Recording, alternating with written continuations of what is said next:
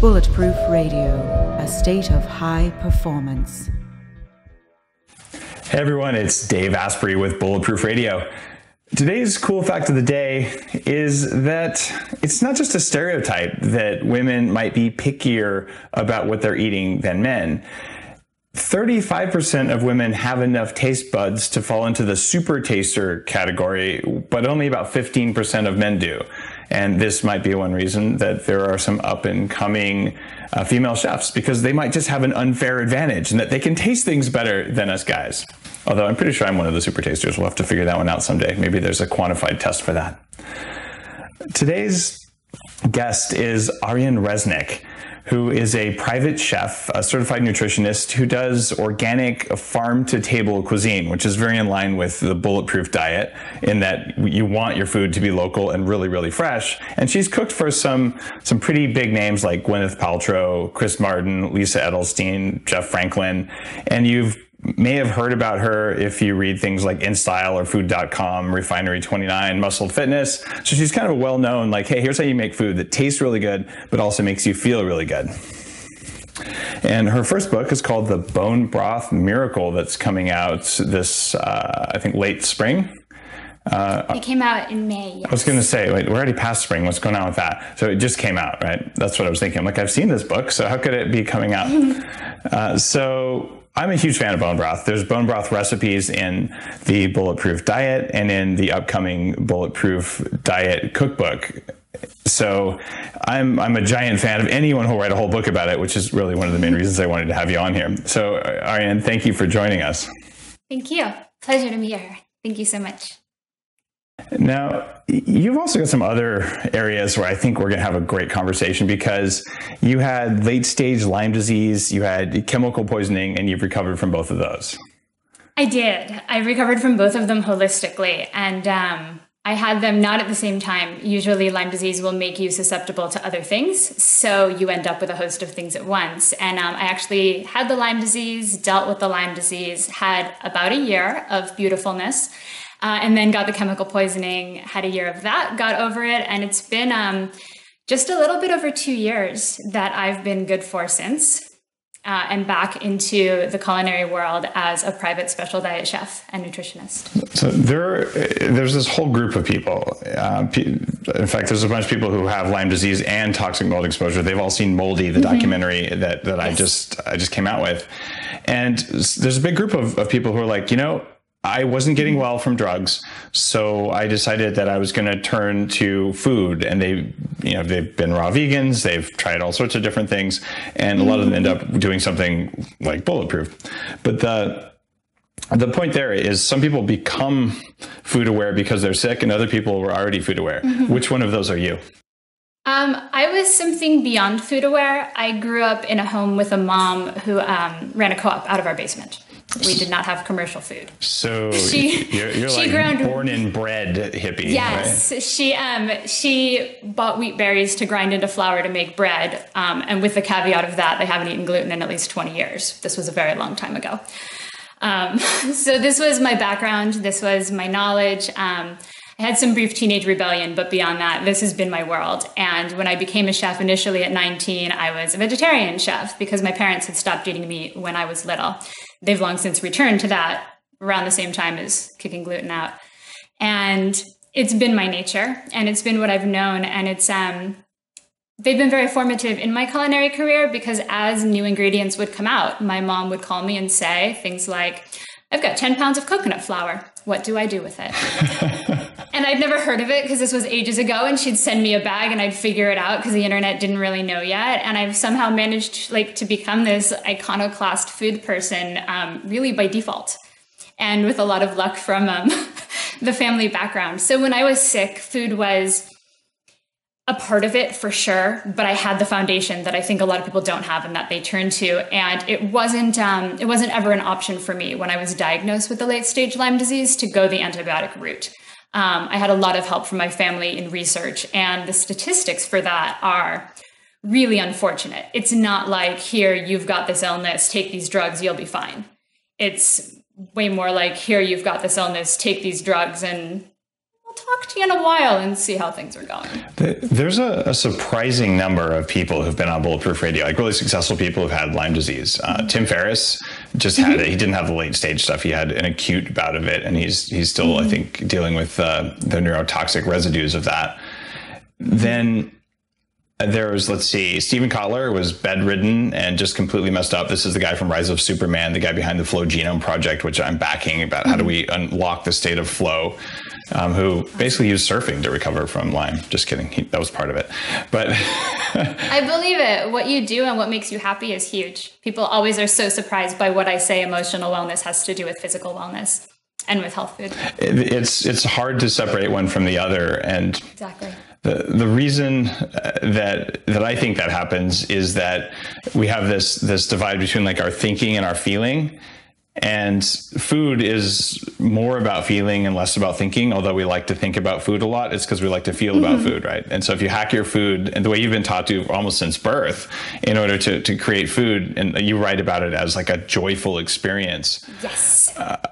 It changes how you feel, and not just how you think or what you think about your food. So you could be like, I'm going to eat this carefully concocted Soylent powder because it's the most economically affordable way to.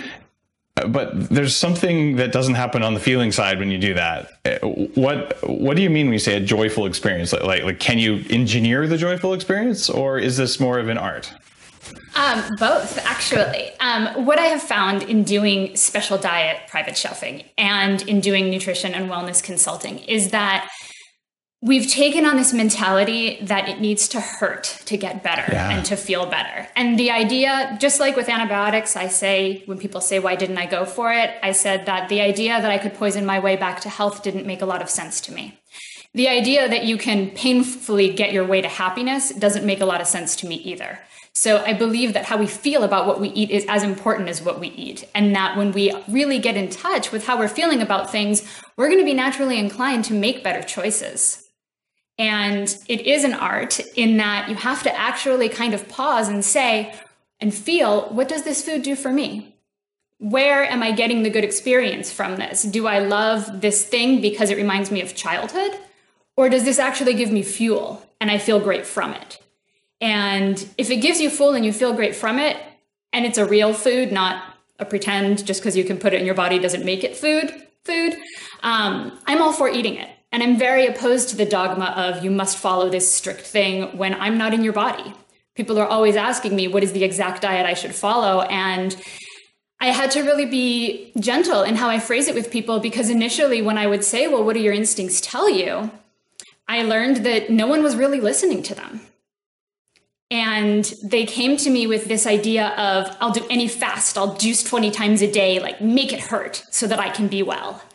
And I've discovered that the more I offer guidance of, let's talk about how you can be happy. Let's talk about the foods that bring you joy. Let's talk about how we can incorporate more good feeling things into what you're eating and how we can make you feel better about what you're eating, even if it's only thinking about, well, I'm not particularly into greens, but I know that they're going to do X, Y, and Z for me. So maybe if I think about that when I eat them, they'll taste a little different. There's so many ways to go about it to make yourself feel better in general, especially about what you eat. And the better you feel, the better you feel.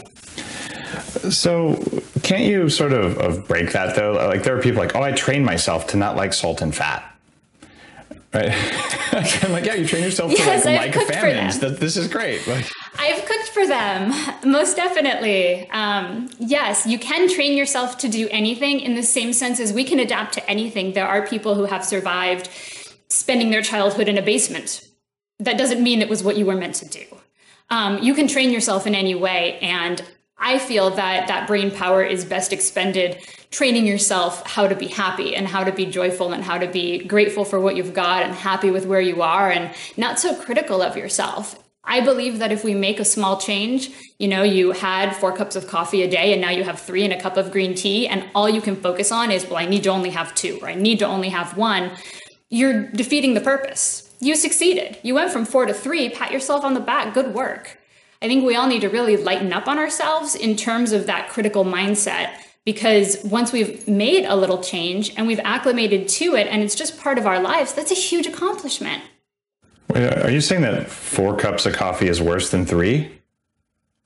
I'm saying that as long as your coffee is bulletproof, you can have 10,000 cups a day. I'm totally kidding. And that is my my go-to, because at this point I'm so over the idea of weight loss, but it's something that people approach me about constantly. Sure. So you have been a godsend, because I bulletproof coffee. No, I'm not asking for It's a what plug works. at all, Orion. I'm just teasing you, because some people are like, well, Dave likes coffee, therefore more coffee is good. Like, I drank like a large cup of coffee this morning, and it's probably all the coffee I'm going to have today. Like, I don't do like the constant thing I used to do, which was like 5 or 8 cups a day, because I had to, because it was drink crash. So, some people 3 cups a day is great. Some people 1 a day is great. And for a few people who are genetically inferior, no coffee is the right choice for them, but they're weak people and we should make fun of them. So Yes, I give them different tonic herbs to make bulletproof drinks out of. Because it's a way that I think when you start the morning like that, it gets you on the right track. Yeah. So I have different tonic herbs that I use with people from Longevity Power. We do that at the Bulletproof Coffee Shop. We actually have 4 stack upgrades that go in Bulletproof Coffee with or without the coffee, where we're using medicinal mushrooms and things like that, adaptogenic herbs, and That's exactly what I do. some fat burning kind of stuff. And in fact, we're opening, as we're recording this, I think we're recording this probably 2 days before we open the doors of the shop. So by the time it hits the air, the Bulletproof Coffee Shop should be open, which is like a giant thing. We've been waiting for months to get all of our final approvals. So it's kind of cool. Congratulations. I've been waiting. Me too. I'm near. So yeah, you've probably been waiting with a little more bated breath than I have, but I have indeed been waiting. So I look forward to seeing you there, and I want you to try our bone broth and see if it meets your approval.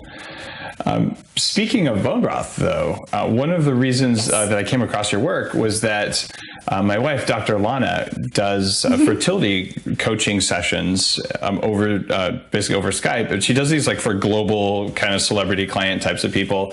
And you guys had a client in common, and you made bone broth for the client.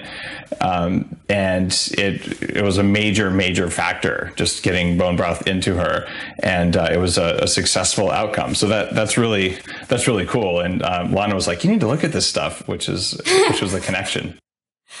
Awesome. Yeah, she approached me in January, the client, not your wife, and said, "I've been doing in vitro for almost 2 years now, unsuccessfully, round after round. I found out why it's not working. I have these health issues, and I need you to get me pregnant." And, I don't really do anything in life that's easy. It's just kind of how I work. Like, let's just tackle it. Whatever it is, like, make it more complicated, make it more difficult, make it more of a challenge. And I'm so extra there. So I was like, yeah, of course, we're going to get you pregnant. No problem. And I truly believed it. And she truly believed it. And, one by one, the health issues got under control, and I worked with the fertility as it was happening with the in vitro. So using foods that stimulated the right hormones at the right times, and making sure to not have foods that stimulated the wrong hormones in conjunction with what she was using. And yeah, Mama's halfway to term with twins. It's so cool. I think, and Lana was looking at some of the labs along the way, and there's definitely a good collaboration there. And it's really neat, because IVF jacks up your hormones, and people don't talk about that. Like, you can get pregnant with IVF, but it can break you in the process. Yeah. It's really biologically stressful. So having supportive foods there for you, having things like bone broth, having the right supplements, and eating things that are less inflammatory, because there are times of your cycle or your artificially induced cycle where you're going to have even more prostaglandins floating around, and you're going to not like your life if you go through the hormone course that's required for IVF. You won't like it, at least for a portion of the IVF time. It is uncomfortable, and anyone who's done IVF will tell you that. But the problem is, you do it over and over, you're like beating on your hormones. But if you're not even getting pregnant, then what do you do? Well, you turn to these, alternative people who are having amazing results using things like, oh my God, food, like animals that eat healthy food are easier to get pregnant. Ranchers will tell you this. And humans are kind of the same way. It's almost like we're animals too at some level. Who would have thought, right? Love it.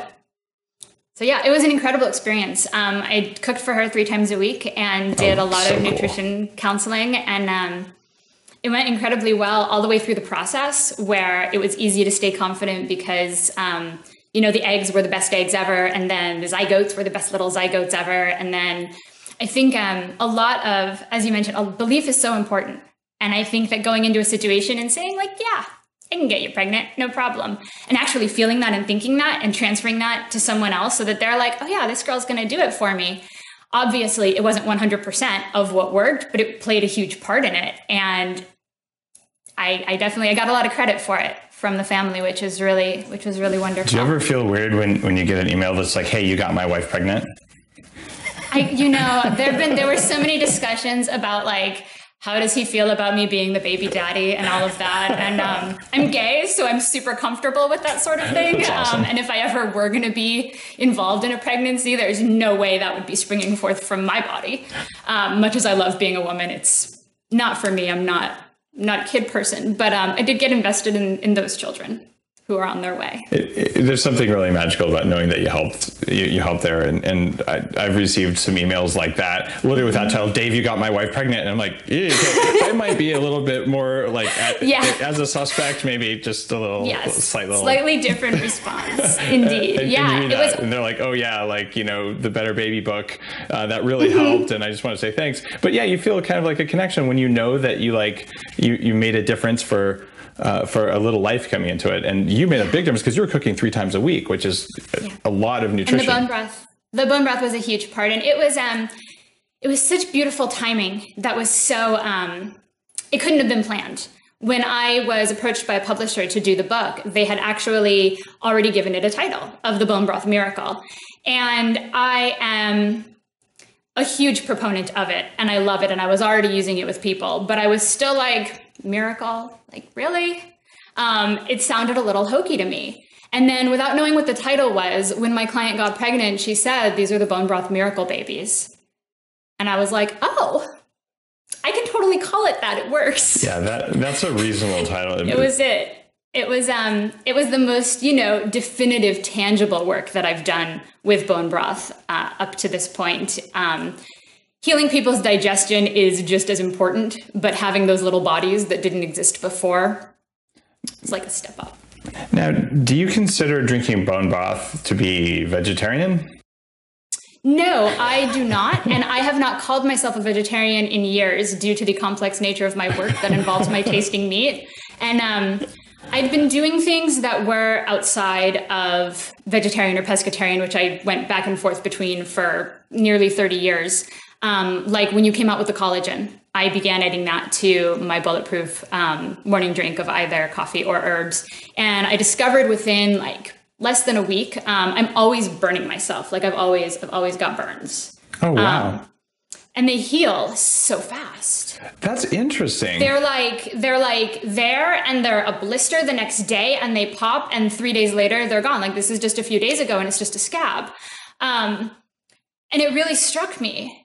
And I was like, there's really something to this because I had gone very far actually for a long time in the plant-based world. I had a brand of raw vegan snack foods that was the best-selling kale chips in Whole Foods Southern Pacific region for years. And I was raw, but I wasn't vegan, but I still didn't, I did raw dairy and eggs, but that was basically it. So I'd really gone to the other extreme of being a proponent of plant-based foods. And I don't even know why I tried the collagen, but it just sounded like, oh, maybe this will help. And it really got me thinking. And then as clients began requesting bone broth, and I was already beginning to taste meat.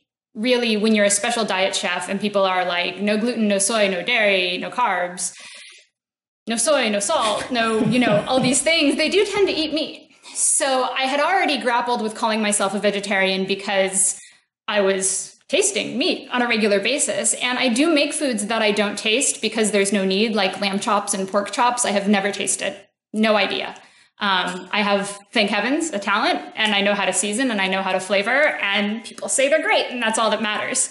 But everything else, if you make soups or stews or anything like or salads, like you have to taste the food. So I'd already moved away from calling myself a vegetarian. And then once I saw what bone broth was doing for people, for my clients specifically, it's like, I should try that. And what ended up happening was that I'd had some residual digestive issues from Lyme disease that had never gone away, where I'm great, I'm fine, but I took digestive aids with every meal because otherwise I'd get bloated.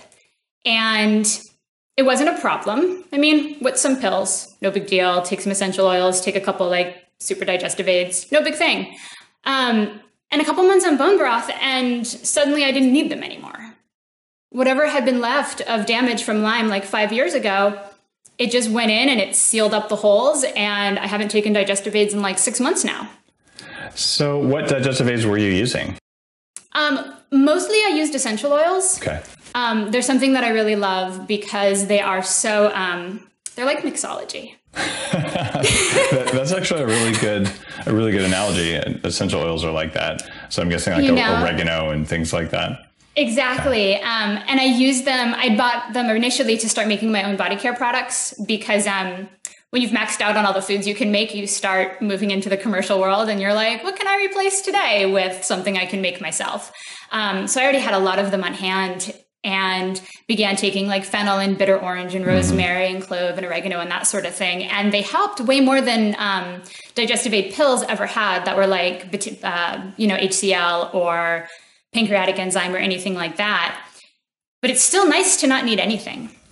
Yeah, it's definitely a cool thing. And I don't need anything to digest even a high-fat meal anymore. And I don't think I mentioned it before, but I had chronic Lyme for a long time and it's gone. And I still take betaine HCl because like there's great evidence for it. But if I don't take it, it doesn't affect my digestion at all. Whereas before, if I didn't have like 6 grams of betaine with a meal, that's huge. I like couldn't digest it. So it's then again, maybe I was drinking way too much alkaline water back then. So that was many years ago. Yeah, it's so weird how people don't know not to have that with meals, especially. Yeah, so all the time, you're on board with not having alkaline water with meals. Someone was actually like, "Oh, look at the pH difference; it's logarithmic, so it doesn't make a difference." I'm like, well, if it doesn't make a difference, then don't drink it. But my experience is that, like, when I drink alkaline water with the meal, I can still identify the meal when I'm done with it, and that's gross, and like it's not okay. So yes, I learned the hard way at that one actually visiting my parents because they were drinking it all the time, and they have a tap of it. And I would go there and my digestion was just lousy. Yeah. And I didn't know why. So I think like once a day, that's great. Like do something alkalizing for sure. Water's a great, easy way to do that. But yeah, it makes no sense to take this acidic environment that has to be acidic in order for your food to break down and alkalize it. And we have this amazing alkaline water maker. It's called baking soda. It's alkaline. Sprinkle that in there. It's alkaline. So I think there's a bit of there's definitely some science in it, and there's a time of day and a type of constitution, and it's way more complex than alkaline is good, acid is bad, which is like fat is bad, sugar is good, or whatever. Like it's just so simplified, it doesn't mean anything. Exactly. And that's one thing that's what's huge with clientele is they're like, my pH won't become alkaline. I can't get it there. Yeah. And I'm like, find me someone who has it there. And if you get all alkaline pH in the morning, there's a name for that. It's called tired. You need some acid in the morning. It's okay. Yes. And that's one reason that coffee works really well. If you have a hard time waking up, you drink coffee, you get an acid spike. Oh my God, for the coffee. But then it becomes alkaline over time because of the nature of the minerals that are in properly made coffee. So, okay, was it acid or alkaline? I don't know. How long after you drink it? Right. When people ask, what do I do for heartburn? And the first thing I say is take lemon juice. And they're like, no, lemon juice is an acid. Yeah. And I'm like, well, it acts alkaline within you. And then that's where you have to try to speak as scientifically perfectly as you can while being like, just take some lemon juice, it'll work. Yeah, like, oh my God, be a biohacker, experiment. If it doesn't work, you'll have heartburn, which you already have. If it works, then you can stop, right? Like the risk is low from lemon juice, just saying. Or you could take one of these acid blocking pharmaceutical substances with weird binders from genetically modified whatevers. Maybe the risk of that versus lemon juice is different. I don't know. It could be. There could be a lifetime of all sorts of different things where you're like, and now I don't digest anything anymore whatsoever. Yeah. Because I've been taking these pills. Do you think the pills have anything to do with it? They might. They just might. It depends if you're a shareholder in the company making the pills, in which case they absolutely have nothing to do with it. But otherwise, probably. It's so kind of just broken. Well, let's not talk about broken. Let's talk about fixed. Why is bone broth doing these things? Because you've done a lot of reading on it and a lot of research on it. And writing. Yeah, and writing. But like in order to write a book, you have to read like hundreds and hundreds of studies and like collect information and experiment. Like creating a book is the book is like the tip of the iceberg, but the amount of knowledge that you don't see underwater there is just enormous in order to create a quality book like yours. So thank you. Can you sort of walk people listening through what's so special about bone broth anyway? Sure. So really, there are so many wonderful aspects of taking supplements. But I believe that whenever possible, what you can get from food, you should. And bone broth is a really, really easy way to get really good stuff out of food with no effort. And I also believe that the easier things are, the more likely people are going to be to actually do them. And the better they taste, the more people are likely to do them and stick with doing them. So bone broth is super simple in just being, bones and water, preferably some salt, some cider vinegar, or other acid to help with pulling the minerals out. But it's incredibly bioavailable, just like the minerals and nutrients in juice when you juice are bioavailable, only because you're not juicing a carb, there's no blood sugar issues from it at all. The gelatin and the collagen, of course, go in and heal the gut. They do remarkable work for the skin, the nails, the hair, joints, ligaments, all of that.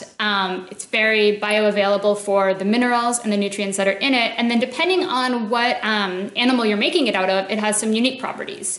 So grass-fed beef or lamb will have a lot of CLA and ALA, whereas chicken will not have so much of that, but it will have all the wonderful immune factors that have given the concept of chicken soup as an immune remedy what it is. It is there for a reason, and it's been working for thousands of years for a reason. And that's one of the things that I love the most about bone broth is that we've been doing it since we've been people. Since we've been eating meat, we've been boiling the bones. And it is, to me, a simple, simple way to honor the process. We're so removed in our commercial world from where our food comes from, if we are not fortunate enough to live on a farm.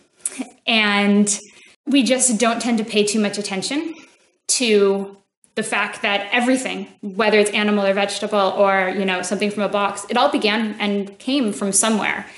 We are so used to ready packaged and ready made that we just don't stop and think about, where did this begin? And bone broth to me is such a sign of respect and an homage to where we came from, where this came from. We are using the parts of the animal that no one was going to bother with.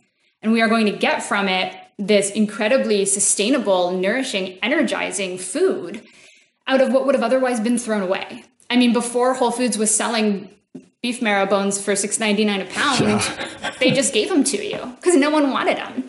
And I love that about it. I love that it doesn't take killing an animal to get the bones. You're killing the animal anyway. You're using the meat. Why not use all of it? It's such a symbol of respect. And you're ingesting that energy. You're ingesting that level of respect. And anytime you have food that's a liquid, you don't have to really do any work.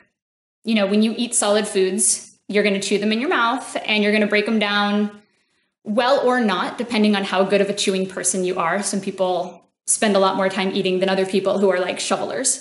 And then it's on your gut to do the rest of that work. The whole process from stomach all the way to intestines, it's making the effort and it's trying and it's going to do what it can. But whenever you've got a liquid, it's just going to slide right on through and your body's going to take from it what it can. And that's that. There's no work. So it's something that to me is so comforting and warm and soothing and nice, while at the same time providing these nutrients that we just weren't getting as people in general right now. It's kind of interesting what happens when people start getting the mineral side of bone broth. And there's a whole set of benefits there. And then you flip over to the proteins and you get the collagen, which has such an impact. And what we're doing in the Bulletproof Coffee Shop is we're doing an upgraded bone broth where we make a bone broth and we actually add upgraded collagen into it so that you're getting more collagen than could naturally occur in a normal bone broth, because that collagen is one of the healing aspects of bone broth. Yes. Right. And when you look at what happens electrically in the body, when your body forms its own healthy collagen, the lining of the gut, your bone matrix, your hair, skin, nails, like you know all the stuff. It's it requires collagen. And when you have healthy collagen, what a lot of people don't talk about is that collagen is what holds water in your tissues. So if you want to have like healthy looking skin, it's not just that the collagen is there to make healthy skin fibers, it's that it holds water to keep your whole body hydrated. And that when you get water into your cells, you can then carry electrons across your cells. And we used to think that didn't matter, at least in the West we didn't, but there's this little acupuncture thing that's been around for thousands of years where they kept saying, no, it actually does matter. And then now that we have better science measuring instruments, we can measure electron flow through the skin, and there are pathways. So in order to make the electrons flow, you've got to have water, which means you've got to have collagen that your body forms because you ate the right stuff. So you look at that complex system, and what did you do to do it? You boiled some bones, and you drank the water.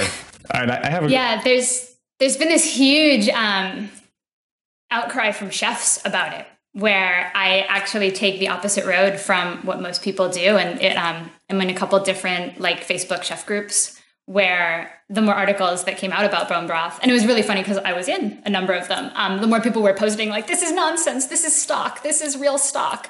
And a lot of chefs who I knew weren't realizing that that used to be stock.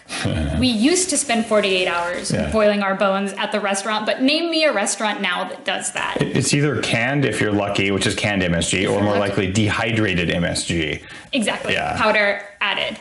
Yeah, and so it's super simple. And yes, I think it's beautiful the way that science is backing up all of these things that were otherwise considered hokey, like chicken soup for immunity. You know, it's there's so many, same as like meditation actually changes your brain. What do you know? Yeah. We've all been walking around being like, I'm a different person than I was before I did this. And also, I hate to say it. And so there's some chefs saying 40 years ago, this was stock. There are vanishingly few chefs who pay attention to what the food does for their clients. What most chefs are looking at is how does it taste, and do people want to eat more of it because that means it tasted good, which means they unconsciously make food that induces food cravings, so you'll eat more of it, which demonstrates that you liked it, which means that they're good people. That's also the reason that the stereotypical chef is fat. Okay, so, and I've gotten so much flack for that one. I have a big sign that says never trust a skinny cook just because it's hilarious. But I love that when people are like, oh, never trust a skinny chef. And I'm like, wouldn't that be the person you can trust the most? Yeah. Wouldn't you want the girl feeding you to look like someone whose body you wouldn't be that upset to have? You want a chef who looks like a great golden god or goddess. Like that's what you're looking for. Someone who's like radiating health from every pore and knows exactly what that food is going to do for how you feel and how you function. Oh, yeah, and it should taste good. But what it does for your performance matters way more than what it does for your taste buds. But if you can't do both, like you're not very good at your art.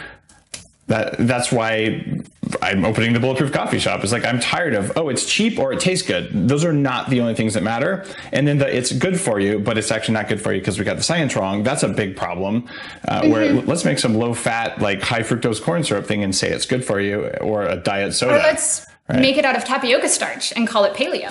Oh, wait, you mean I can't just eat like masses of starch and be paleo? Oh my goodness. How did this happen? But wait, what if it's resistant? Isn't that okay? I mean, I'm just... like with the rice and the coconut oil. But beans are resistant starch. I can have all the beans I want. No.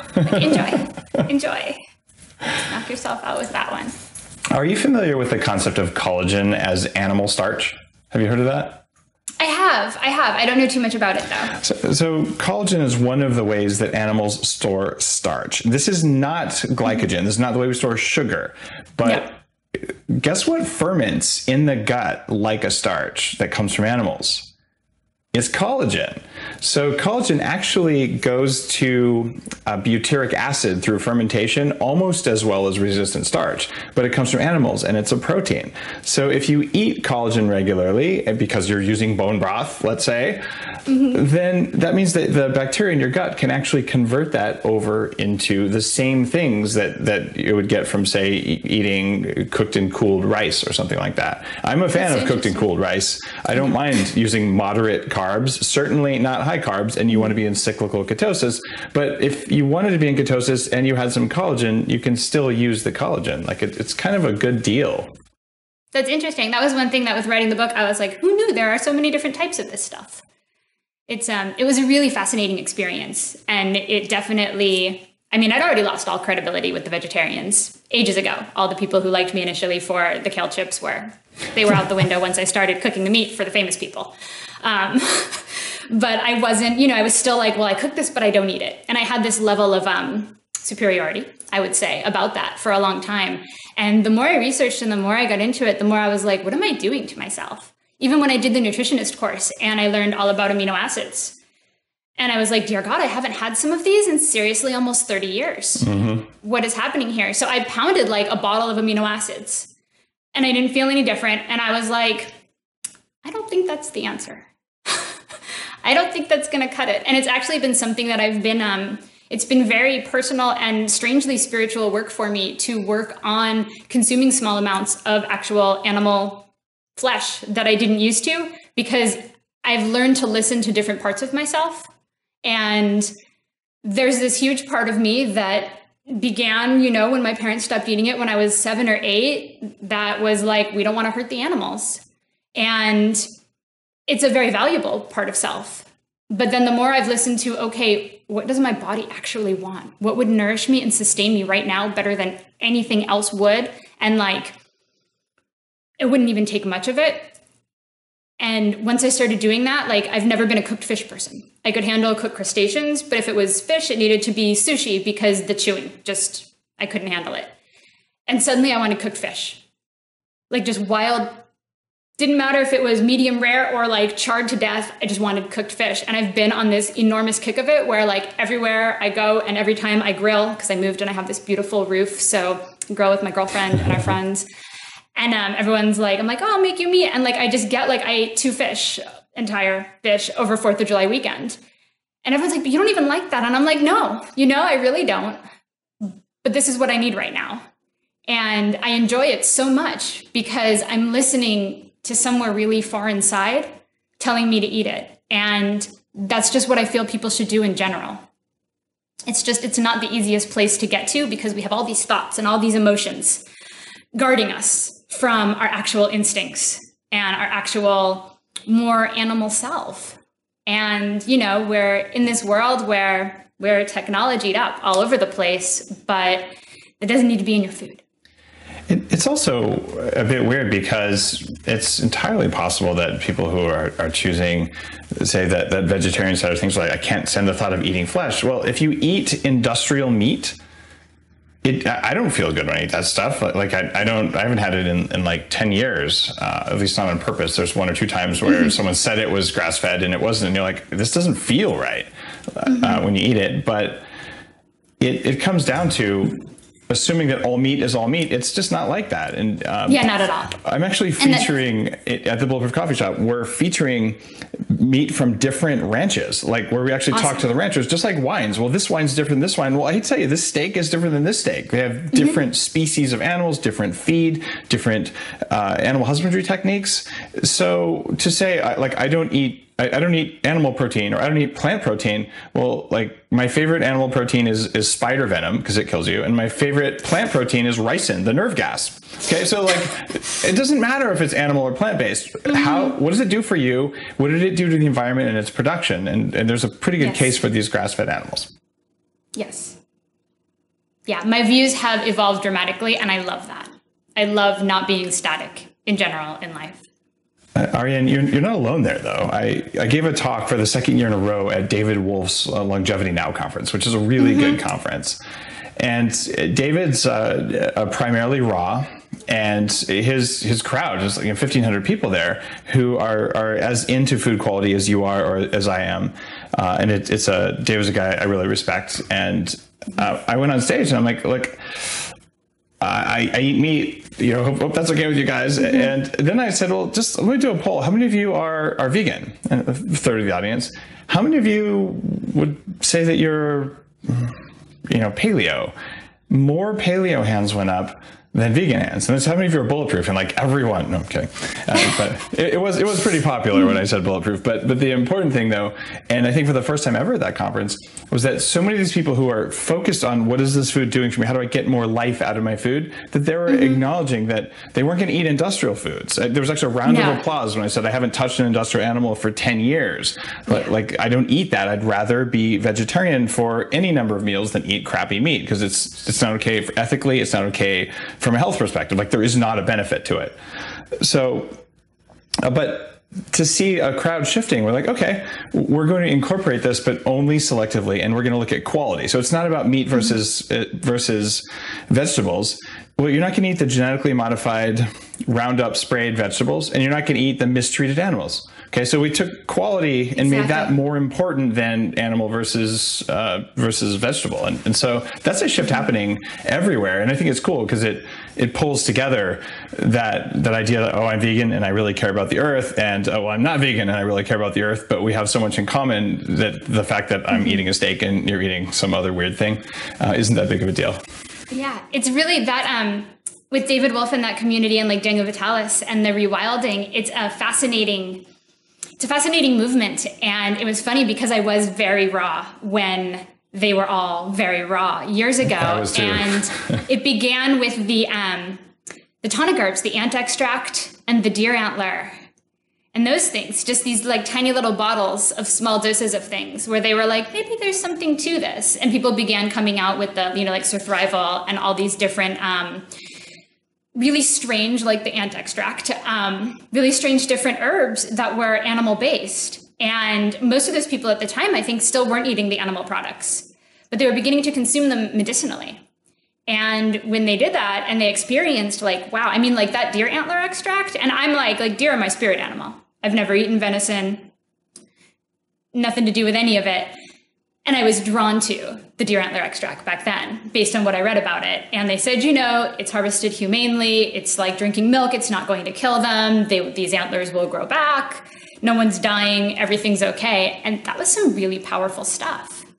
And I love how that movement kind of began with the most medicinal uses of the animal products and then moved outward where there are definitely a number of people I know, the supplement, the Tonic-Herb brand that I love, Longevity Power, their founder was very vegan and yoga and all of that for years. And I love his Facebook because we're friends, and seeing people's response to his monster vats of tallow that he makes now and uses with everything, because he has all these people who have joined this movement with him.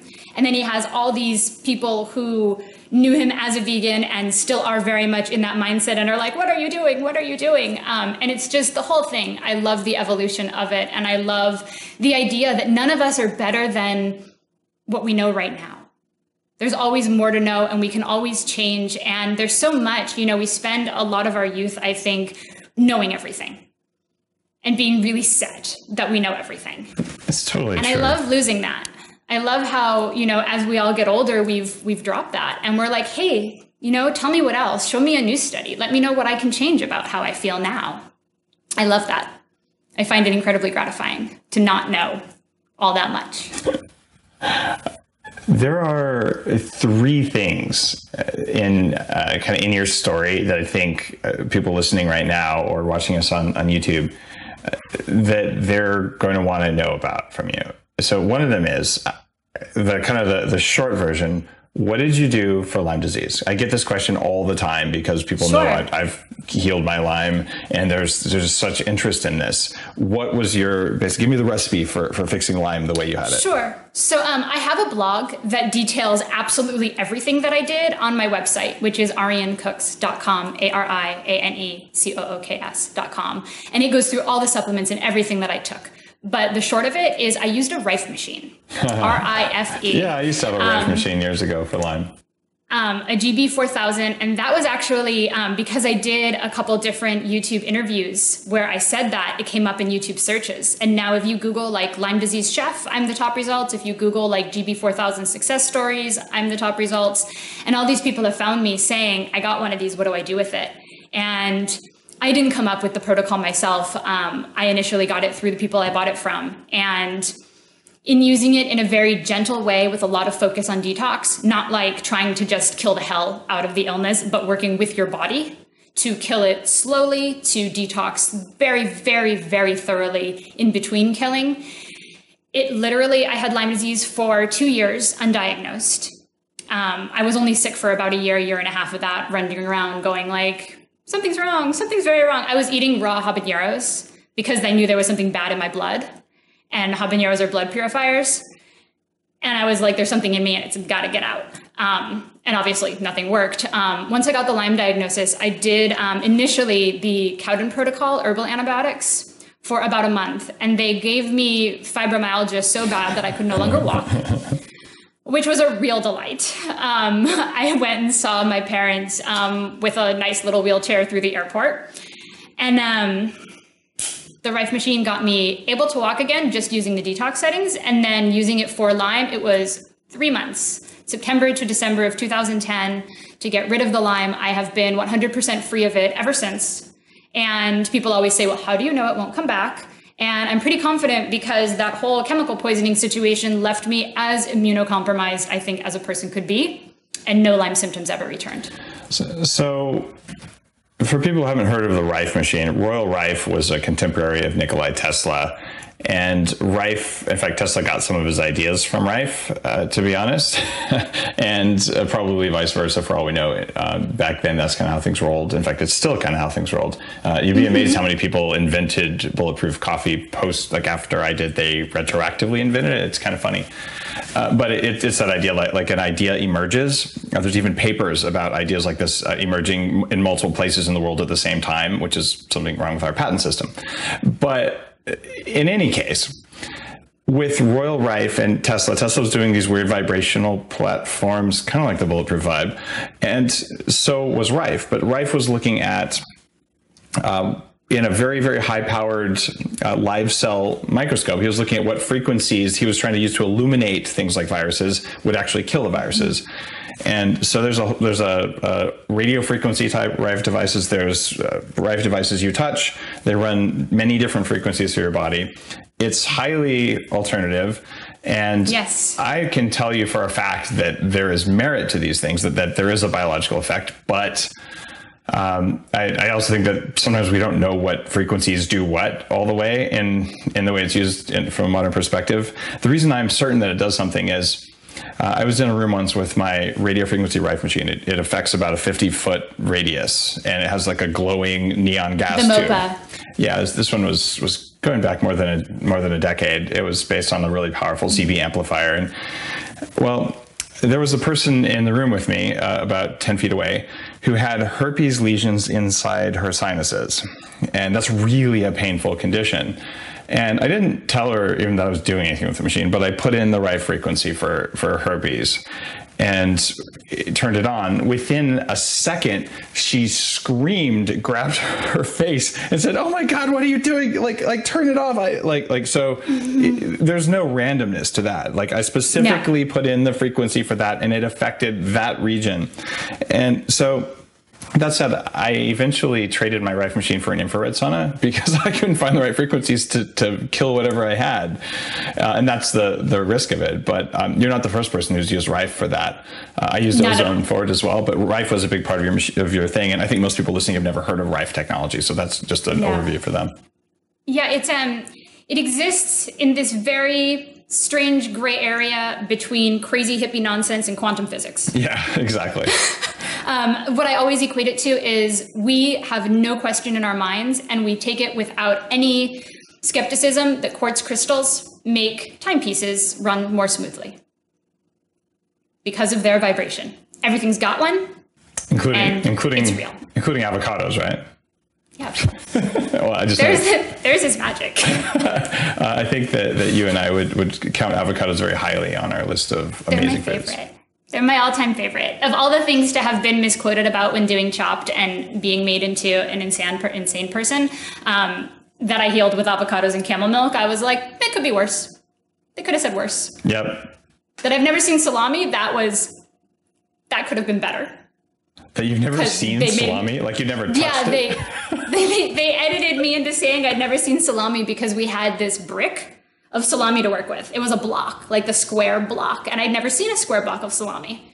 And so what I said was, I've never seen a square block of salami. And they edited me into saying, I've never seen salami. Oh my Because they made God. me, I mean, they made me vegan. Like they edited me into saying my diet is vegan, which like, I would never say my diet is anything because that just sounds so pretentious. Oh my goodness. It was an amazing experience. I'm so glad I did it. And I'm so glad that I got that taste of America in a small dose before I began getting it in larger doses.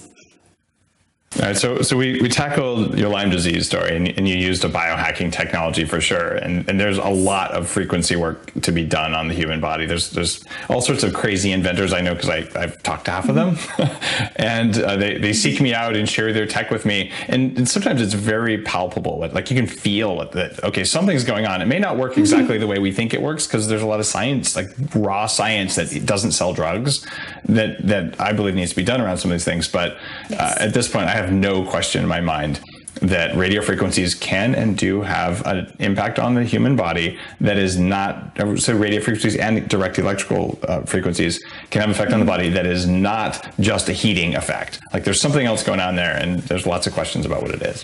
So next up, and this is actually a warning against nightshade vegetables because you burned yourself with eggplant. Therefore, nightshades are dangerous. I mean, we proved it right there, right? Okay. How did you fix a burn really quickly? I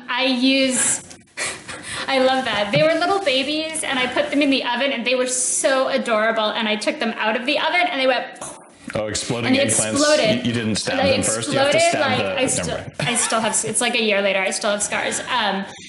They exploded all over me. I took calendula and aloe vera as a base, and I added a couple different essential oils to it, lavender and chamomile and tea tree. The tea tree is a disinfectant, and the lavender and chamomile soothe the burn and get rid of the pain. And I had monster burns. Like they were like huge blister, like from my fingertip into my armpit. And within an hour, I was okay. And within a week, they were gone. Still scars. Totally still scars. But yeah, I love making body care products. I find it a very exhilarating, free feeling thing to create. What we put on our body is just as important as we put in our body. And I spent a long time just blindly trusting these commercial products, have nothing but my best interest in mind. And then one day it was like Tom's or Jason toothpaste that I picked up. And I was like, there are totally things in this that I wouldn't eat, and I'm putting it in my mouth. That's pretty strange. I wonder how to make toothpaste. And peroxide was the only ingredient that I didn't have in the house at the time. And I got that, and it's been a couple of years, and I've been making it ever since. There are lots of commercial things that I use. I'm still 100% a member of society. I don't make my own makeup because coconut oil and charcoal, it's really messy and it's really disgusting, conversely to what the blogs will tell you. But everywhere that I can make my own stuff, I do oil it. and charcoal for makeup, you're saying? Or For black eyeliner, there are so many blogs that will tell you that eyeliner and mascara can be made from coconut oil and charcoal. You just mix them into a paste, and you should see yourself I have after to a couple try hours. this with because I make the upgraded coconut charcoal, which is a finer powder than normal activated charcoal. But I'll have to try it next time I need some eyeliner. Oh wait, I guess I don't have to worry about that. But maybe one of the bulletproof people, maybe Jackie, our producer. Hey Jackie, can I give it a try? If so, send me a photo. It's really beautiful. It is quite the results. All right, but it sounds kind of annoying to have like smeary, oily It was stuff. disgusting. I will never do it again. All right. The other big question that I think listeners would want to know is, tell me about your chemical poisoning in 2012. How did you get it? What did it do to you? And how did you get out of it? Sure. So I lived in an apartment complex that was pretty small, and we had neighbors across the hall who, over the course of a year, we thought just partied way too much. They moved in and they were these like vibrant 21-year-old people, and they moved out and they were like haggard, elderly looking, angry, grayed up, just really awful. And we were like, wow, those people have a drug problem. So we moved into their apartment because it was much, much bigger, my ex and I. It was available, and it was a 3-bedroom instead of a 1-bedroom, no question. What was happening in that apartment that ruined them quickly began ruining us. When you have a stove, you ventilate it out the building. Or You accidentally have people who ventilate it directly into the floorboards. You had toxic mold in that place, not just chemicals. We had no signs and tests. We kept thinking mold. Yeah, as soon as we got sick, we were like, this has to be mold. We had floors opened, we had walls opened. Okay, so there was no mold, even though you got there was the moisture no mold. from the No, stove. That's weird. That was our given like presumption was we've got mold. All of our symptoms were super similar to mold poisoning, and there was a weird smell. So we made the landlord like tear up the place with cutting chunks out of every palpable thing. We had no less than half a dozen different kinds of testers come out, and we just over and over again did not have mold. The problem was not discovered. It was all the combustion byproducts from the faulty stove downstairs. Was it a commercial stove or? No, just a home stove that was piping directly into our apartment. So you were breathing like fried oil residues, polycyclic. Well, all the things that come out of the stove. There's carbon monoxide, and there are a ton of other combustion byproducts. It was a natural gas stove. Yes. Oh, okay, so yeah, there you go. That explains it. So yeah, having a natural gas stove, even when it's properly vented, increases your risk of a few diseases just because you're always breathing a little bit of it. And you were breathing a lot of it. Okay. Yeah, they cooked. They were people who didn't leave the house because whatever was wrong with their stove had long since affected their lives. Yeah. So they were home all the time. And they kept very strange hours, and they used the stove to make tea or food or whatever they did like half a dozen times a day minimum. Wow. So for my ex, she was working full time, and it didn't affect her quite as much because she was out of the house all day. But I was just transitioning out where I had licensed out my food business, and I was just doing some private work from home for a couple different people. And I was home a lot, as was her cat, who died of kidney failure within about 6 months. And I just became a nutcase and a basket case, and I was an everything case. I gained weight, which I had with the Lyme, and then I'd lost it, and I gained more, and I was starving, and nothing was satisfying, and I could not remember what in the world I did all day long. Yeah, the memory fog from chemicals is horrible. And I had a migraine that just would not quit no matter what I did. So it was about 6 months before we got an HVAC person in who found the problem, fixed the problem, and said everything's okay now. And I began going to doctors just to find out, what do they suggest I do? I'm not going to try any sort of commercial treatment in all likelihood, but I want to know what's happening here. And I had this very concrete diagnosis of carbon monoxide poisoning from cedar cyanide. Wow. That made it real. But still doctors were like, wow, you're real lucky to be alive. Okay. They had no idea what to do with me because no one survives carbon monoxide poisoning because you get it and you get it fast and you die. There's no like little bit at a time chronic exposure that tends to happen.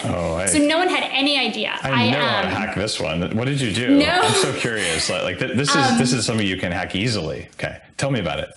It was about 6 months of being, a disaster. And there were several things that I did around the same time. And I'm not going to lie, I love Mexicola avocados.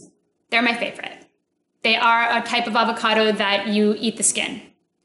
And when they are in season at the farmer's market, I don't really eat anything else. I will buy a box as large as the farmer will sell me, and I will eat dozens a day. So I was eating literally dozens of avocados a day. Are you like at the same time as I began 30 bananas a day guy? No, only with them. But I have, for being a chef, I have some wacky eating habits. I eat most of my food standing at the fridge, bags of lettuce by the handful. But I have this amazing propensity to eat one food for an indefinite amount of time, where everyone else is like, Aaron, you have to stop that. You need to eat something else. Because I just love something, and I will eat it until the world kind of makes me stop. And then as soon as I can go back to it, like when the avocados are in season again, I will eat that and nothing else. So I was eating like hordes and hordes of these guys, which are very good for the brain and for rebuilding the fats you need in the brain. At the same time as I began taking a supplement called MagMind, which is magnesium L-threonate. And I had a diagnosis of Alzheimer's from Cedars. Yeah, that's Life the Extension Foundation's been. The Life Extension Foundation's been selling magnesium threonate. They were the guys who popularized it coming from Japan. I've used that stuff for quite a while. It's amazing just to get mag into the head, right? Yes, cool. Exactly. So that was the magnesium was the number one thing. From the first time I took the first pill, about an hour later, my ex was talking to me, and I was like, oh my God, I care. I care about what you're saying. I had empathy. I had spent an entire year with no idea what anyone else was experiencing because I had no idea what I was experiencing. And no matter what pain or suffering or trouble or joy or anything anyone expressed to me, I did not give a damn because I couldn't feel anything. And the magnesium like dropped me back into my head in the most incredible way. And it was about 3 months from there before I felt fully recovered. Weight came back off. Just from magnesium and healthy fats. Yes. That's pretty incredible. From a diagnosis of Alzheimer's, from a super legitimate Cedars. I mean, it's not like, you know, a crazy naturopath thought I had something. It was all very real, documented, and it was a couple years ago. I would have put you on daily doses of get some ice cream to get masses of egg yolks into you that are raw, and I would have put you in hyperbaric oxygen every day. I did the hyperbaric oxygen for a month. I did it every day for a month. And you know what? That was a part of your recovery, I think. It was 6 months before. It happened right before. When. Okay, cool. It happened right when after the poisoning ended. That was what Cedars said to do. They said it might not help. And I got oxygen toxicity. From so much oxygen. You were in for too long. For too many times in a row. And it likely had some residual effect where I got better so many months later, but at the time it didn't have an effect. Were you in a metal chamber, like a big chamber, or a zip up, like a soft side? Oh, no, big one. Okay, yeah. I did like Beverly Hills hyperbaric. Okay, yeah. So the big ones have more risk of that. I have my own hyperbaric chamber, which helps to recover with air travel and helps you with cognitive function for brain training and stuff. But yeah, when you have had chronic carbon monoxide, that's just to keep the brain functioning and all, but they kind of like overdid it. So like, oh, if a little of it's good, a lot of it must be better, and maybe not. Exactly. Have 25 sessions in a month. So I spent a lot of time being really angry and upset because I'd had the Lyme disease, and I learned so much from the Lyme disease. And I came away from it saying, you know, I'm a much nicer person, and I understand what it's like to feel grateful for the fact that your legs don't hurt and you can walk. Why would something else happen to me? And it's really interesting to me because I wouldn't take either of them back for anything, because even after the Lyme disease, I didn't really feel a sense of purpose. And after the chemical poisoning, I was like, oh, I use food to help people feel better and get well. That's why I'm here. You're such a classic example of this idea that you're an extreme there. You had Lyme, and then you had carbon monoxide and other combustion byproduct poisoning. I had Lyme disease, I had toxic mold, I had mercury, and probably a bunch of other weird crap. But when you look at those things, any one of those experiences is going to show you that there are things in the environment that can make you weak without your knowledge or permission, and they're not visible. Right? Like you just don't know. You're like, I feel like crap. And you're a well-educated, knowledgeable person who was raised in the hippie wilds by people who paid attention to these things, right? Mm-hmm. So, and my parents didn't raise me that way, but I'm pretty well educated in that side of things. So, for sure. But both of us are unusual people. And even then, the stuff sneaks up on you. Yes. And the reason that sort of the algorithm for bulletproof everything is like get enough energy, like eat enough of the right kinds of foods, even if they don't have the right micronutrients. Avoid stuff that makes you weak, whether it's natural gas byproducts, whether it's mold, whether it's artificial additives to your food, or just foods you're allergic to. Just get rid of that crap because they're invisible and they suck energy. And you and I have both had enough energy sucked out of our brains by various things that it's very apparent. But a lot of people are walking around with a third less capacity than they're capable of having, and they have no idea, and they're eating the wrong foods. And if they get the right foods in, it helps, and they stop the wrong foods, that helps, and then they get rid of all these other environmental things, and all of a sudden, like, they're executing at the level that they were meant to. So I love it that you're able to have that same learning experience that I did, where you're like, okay, this is what food can do when you're completely wrecked. How many people are walking around only partially wrecked and don't know it? Yes, exactly. And people like us who, if we only worked preventatively, we wouldn't understand. Yeah. Right. It's one thing to read it in a book. It's another thing to wake up and be like, oh my God, I'm pretty sure I know my partner's name. Yeah. like 5 seconds later, it'll come back. What did you do today? Well, the dishwasher's open. Yeah, so I think I might have been either loading it or unloading it. I've had meetings. Who's to say? Meetings at like Silicon Valley entrepreneur times when I was really poisoned. And it's like, what did you do today? What happened in the meeting? I'm like, well, I added value in a strategic way. Like, I have no idea what I did, right? To be honest, my brain is not working right now, but I can't really tell you because you wouldn't understand. And I don't even understand. I just know that I'm trying to think and it's not there. So, Yes. Cool. Well, given that we just talked about chemical poisoning and recovery, we talked about the dangers of nightshades when you burn yourself with them. And we talked about some of these other things, like how you got over Lyme. I want to broaden it from there and get into our final question in the interview, sure, which is, given all this stuff that you know about food and about life, not counting that or including that, but not just counting that, what are the top 3 things that you'd recommend for someone who came to you tomorrow and said, look, I want to be better at everything. Like, I want to kick ass at life. What do I need to know? Mm-hmm. Sure. So number 1 that I tell everyone is pat yourself on the back more often. Wherever you're at, whatever you've done, congratulations, you made it. You're here. You've succeeded. So gratitude sounds like... Gratitude and yes, gratitude for everything, for sure. Okay. But most specifically, be happy with yourself, where you're at. Okay, got it. Congratulate yourself more often. Breath work, like Kundalini. Mm-hmm. Meditation, obviously, I feel like is a given. But very specifically, even if you don't do, an hour and a half class or anything like that, little couple minute exercises that involve hand positioning and breathing. They're, I think, one of the biggest biohacking things you can do, because you're going straight into your nervous system and your immune system and your brain and so many your organs, so many parts of you, and you're reworking them and rewiring them and restructuring them in a matter of moments. Now, you mentioned breath work and you mentioned Kundalini, and a lot of people listening might not know either one. So give me a really quick definition for each one. Sure. Kundalini is a form of yoga that involves more breath work and energy work than normal yoga. Normal yoga, or what we know as normal yoga, like Hatha or Ashtanga, are very about poses, the things that you see all the pictures of people doing. Kundalini doesn't tend to do a lot of that. It has some of that, but it focuses much more on making you happy by helping you kind of rechannel everything inside and rework your internal systems. And it does that through combinations of hand and body positions and breathing. And it has you breathe in all kinds of different ways. And I have found that what it does is just a really, really wonderful experience and helpful on so many levels. No matter what your level of health, you can probably do it, or at least a modified version of it involving just the breath work. And it can help make you more well. And if you're well, it can just help make you happier. And then number 3, stop complaining. I did that challenge a year or so ago that was like, try to not complain for a day and your life will change. And I was like, that's nonsense. And I did it for a day and I was like, oh my God, I'm never going to complain again. And I make it my point as a person now to always phrase things as constructively as possible.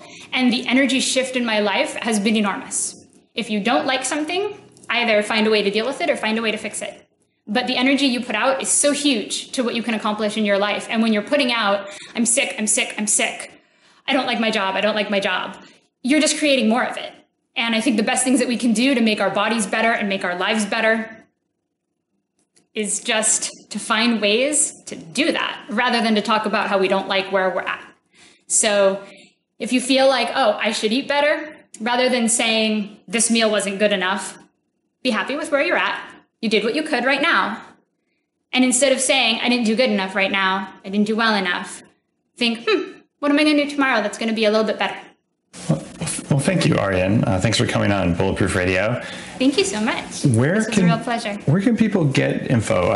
We've already talked about your book, The Bone Broth Miracle, so people can certainly pick up your book. But what website would you like them to go to learn more about your work? Sure. So my website is arianecooks.com, ARIANECOOKS.com. I do more than cook, but it's kind of the go-to. My Twitter is Ariane Resnick, and my Facebook is Chef Ariane Resnick. And then my book is available on BarnesandNoble.com, Amazon.com, an assortment of bookstores, and it's in libraries, which I love. That was like the biggest accomplishment to me, was when I Googled where the book was, and I was like, oh, I'm in libraries. It's such an awesome feeling. I love that. I love the sharing aspect of it. Well, thanks again for being on the show. And I'm looking forward to hanging out with you at the Bulletproof Coffee Shop in LA the next time I'm down there, because it's going to be open. Hooray. Thank you. Thank you. I am doing a workshop at your conference, so I'll meet you in October. When you come to the Bulletproof Conference, by the way, go to bulletproofconference.com to hear more. October 23rd through 25th in Los Angeles, you're going to hang out with hundreds of people who care about how they feel, how they think as much as you do. You're going to hear from world-leading experts, and Ariane is going to be leading a workshop at the conference. So if you'd like to learn from experts like her, as well as Brendan Burchard, Daniel Amen, guys like that, it's going to be pretty interesting. It's going to be amazing. The third annual one, and I promise you that you're going to get to play with stuff, big things that hack your biology. You're not just going to hear from experts. You're going to actually touch things and feel things and hack yourself, and you'll walk away a better person, I promise. Have an awesome day.